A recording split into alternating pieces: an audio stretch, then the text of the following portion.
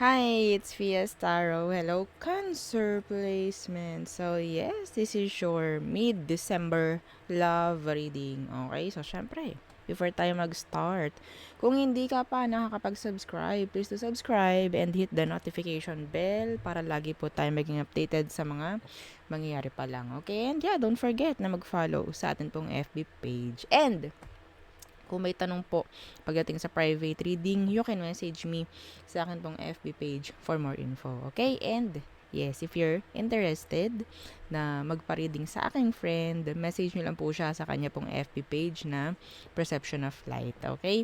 And yeah, don't forget na mag-follow na rin sa kanyang FB page. Thank you! Okay, so yeah, and yes, regarding sa ating all-in-one Evil Eye Bracelet, yes, this is always available, okay, in red and black, okay? And yes, itong ating ring is available na rin. Yeah, kakarating lang. Oo, nung yesterday. Okay? Yesterday, all my troubles seem so far. Oo. Okay, so, limited. Okay, limited slots lang po. So, paunahan na lang. Message na lang po, no, sa atin pong FB page for more info. Okay? About this and this one. Okay? So, yeah. Let's start. Cancer. Okay. Yes, I need to ubo. Oo, I need to bark.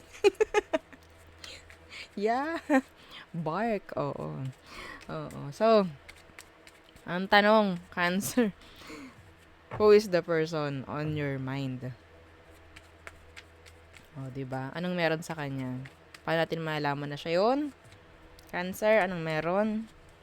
Tower. Okay, the tower. So, some of you may separation na nangyari sa inyong dalawa. And yeah, pwedeng Scorpio. Two of Wands. Okay.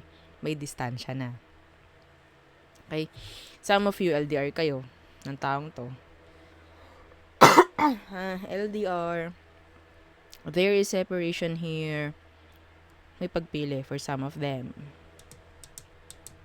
Okay? Still, itong taong to gumugulo pa rin sa isip mo. Up to now. Up to now. Yeah. Pwedeng Scorpio, pwedeng fire sign. Aries, Leo, Sagittarius. Anong meron? Ano bang sitwasyon? Okay, anong situation nang nangyari? Oh, the Three of Pentacles. Some of you may energy ng third party. Yeah, and the Eight of Chalices. So, may umalis dito because of the third party. Some of you, kung wala man, okay, papalawakin natin yung third party, okay? So, in general, there is a third party here. Okay, third party for me, pwedeng family, work, okay, friends, bisyo, ibang tao. Ganon, kalawak ang third party for me. Okay, so ito yung parang sitwasyon, may nangyaring ganyan. Okay? May nangyaring third party. Kaya may umalis. May nagdesisyon na umalis. May nakipaghiwalay. Okay? Some of you, gusto ka pa rin ng taong to. Kung may nangyaring separation. Earth and water. Ano emosyon niya ngayon sa'yo? Tingnan natin. Okay, so kunin ko to. Ano emosyon niya ngayon sa'yo? The Three of Wands in reverse. Okay, so some of them, they're like hopeless. Hopeless. The Chariot. The Three of Wands in reverse and the Chariot. Katulad na katulad to. Umiiwas na sa'yo yung person. Cancer. Yeah, they're trying. They're trying. Some of them napaka-busy. Okay, yeah. The Empress, the Ace of Pentacles, some of them sobrang busy. Career. Some of them single mother or father, mga ganyan. Yeah, ang focus nila ngayon is sarili. Yes, sarili. So, dumidistansya na sila pagdating sa'yo. Okay?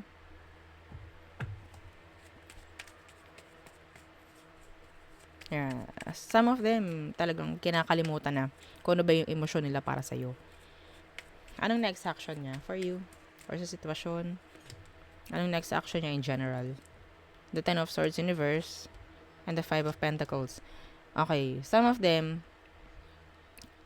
kahit sabihin nating lumalayo, umaalis, nandun pa rin. Sabi ko nga sa una, sa umpisang-umpisa, someone is like thinking, no?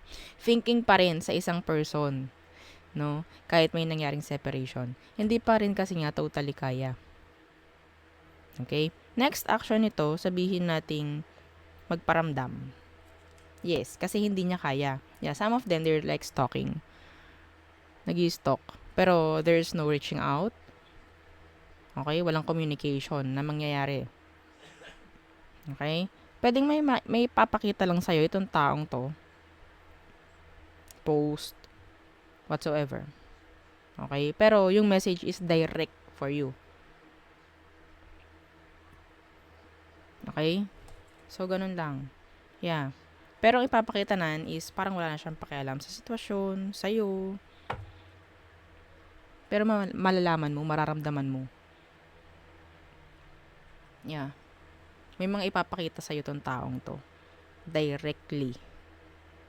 Na sa'yo lang tatama. Okay? So, tingnan natin.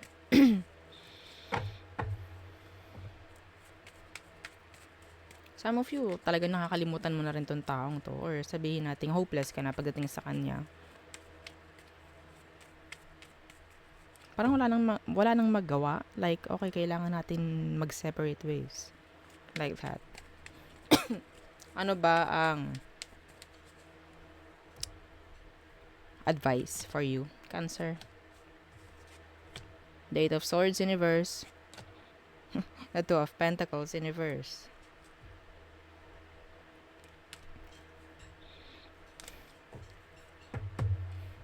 Kung may mga ipaparamdam, kung may mga ipapakita itong taong to, wag mo na lang pansinin. Oo. Wag na lang. Wala rin naman mangyayari. Okay? So, kung ikaw, marami ka nang ginagawa naman na ngayon, pagpatuloy mo na lang yun. Okay?